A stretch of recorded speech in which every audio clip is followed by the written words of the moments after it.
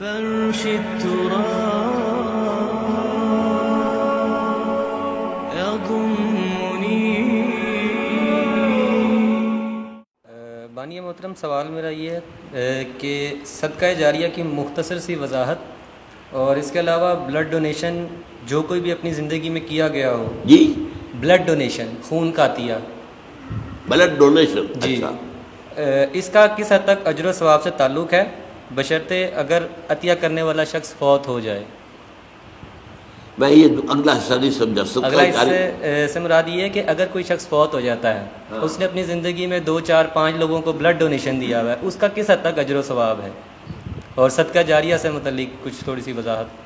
دیکھیے، صدقہ جاریہ تو اس کو کہتے ہیں کہ کوئی ایسا کام کہ جس کا ثواب کسی انسان کے فوت ہونے کے بعد بھی مسلسل ملتا رہے اس کو. ورنہ اصل قاعدہ تو یہ ہے کہ موت آ گئی تو اب آپ کا جو ہے وہ جو امتحان کا وقت تھا اور جو کچھ کمائی کرنے کا وقت تھا وہ تو ختم ہو گیا. جیسے امتحان میں کہتے ہیں کہ بس سٹاپ رائٹنگ، اب وہ آپ کی رائٹنگ تو ختم ہو گئی.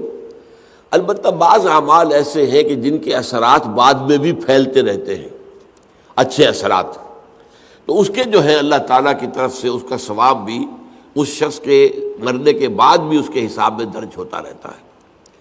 بہترین صدقہ جاریہ نیک اولاد ہے. اگر آپ نے اپنی اولاد کی پرورش صحیح کی ہے، انہیں مسلم اور مومن بنا کر اٹھایا ہے، وہ اللہ کے فرما بردار متقی بندے ہیں، تو یہ جو ان کا وجود ہے، ان سے جو بھی نیکی پھیلے گی، ان سے جو آگے تقویٰ پھیلے گا، ان سے جتنا بھی بھلائی کا آگے فروغ ہوگا، اس کا ثواب آپ کو ملتا رہے گا. تو سب سے بڑا صدقہ جاریہ جو ہے وہ نیک اولاد ہے. اب اس کے علاوہ ایک صدقہ جاریہ مثلاً یہ کہ ایک شخص نے ایک دینی جو ہے درسگاہ قائم کر دی، زمین وقف کی، عمارتیں بنائی، دینی درسگاہ. اب یہ درسگاہ جب تک چلے گی اس کے حساب میں جو ہے اس کی نیکیاں جو ہے درج ہوتی رہے گی. اسی طرح دعوت و تبلیغ کا کام ہے. آپ کی دعوت و تبلیغ کے نتیجے میں جن لوگوں کو بھی ہدایت نصیب ہوئی، اب ان کی نیکیوں کا بھی اجر و ثواب آپ کو بھی ملتا رہے گا. اور وضاحت کے ساتھ کہا گیا ہے بغیر ان ينتقص من اجرہ شیء، وہ جو نیکی کریں گے ان کے اجر میں کوئی کمی نہیں ہوگی. یہ نہیں ہوگا کہ ان کے اجر میں سے جو ہے وہ دعوت اور تبلیغ کرنے والے کو اجر ملے گا، بلکہ یہ کہ اس کا اجر بھرپور اس کو ملے گا اور اس کو اضافی طور پر جو اس کو ملے گا. تو یہ ہے خیر کا کوئی کام غریبوں کے لیے، عوام کے لیے. جیسے پرانے زمانے میں ہوتا تھا کہ پل بنا، چاہ بنا، مدرسہ، تالاب بنا.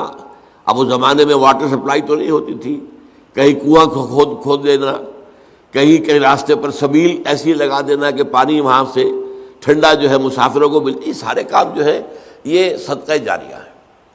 باقی اگر کسی نے کسی کو خون دیا ہے اور وہ نیکی کے ارادے سے دیا ہے تو اس کا اجر و ثواب اس سے ملے گا. باقی اس میں آگے اس کے کوئی منتقل ہونے کا میرے خیال میں کوئی معاملہ نہیں ہے. هي الحلقات تحفظني بآيات من القرآن، هي الحلقات تملأني بحب المصطفى العدنان.